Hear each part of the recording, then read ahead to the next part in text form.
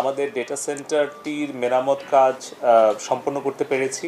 আমাদের fibre optical কেবল ঢাকা চট্টগ্রামে পুনঃসংযোগ স্থাপন করতে পেরেছি এবং আমাদের অন্যান্য অংশীজন যারা আছেন তাদের সকলের সহযোগিতা নিয়ে আমাদের Bangladesh telecom regulatory commission, BTCL, ISPAB, IIG, ICX, submarine cable, ITC সকলের সহযোগিতা নিয়ে আমরা এখন আমাদের যে ইন্টারনেটের সংযোগটা পুনঃস্থাপন করতে যাচ্ছি।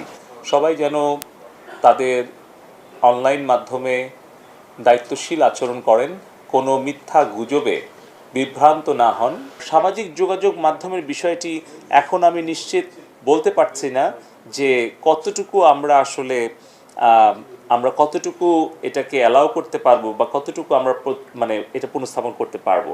আমার মনে হয় এই পর্যায়ে আমরা ইন্টারনেটটাকে আগে রিস্টোর করি।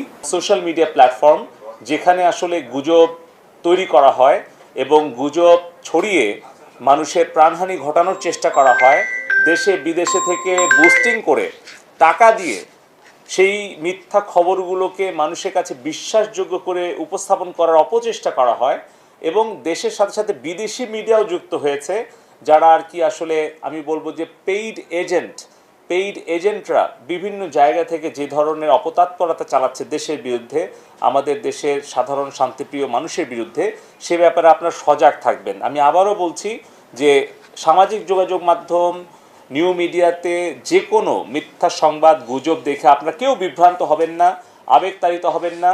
আর আমাদের মূলধারা গণমাধ্যম যে দায়িত্বশীল আচরণ করছে, আপনারা সকলেই মূল ধারার যে গণমাধ্যম আছে সেটাকে আপনারা একটু অনুসরণ করবেন।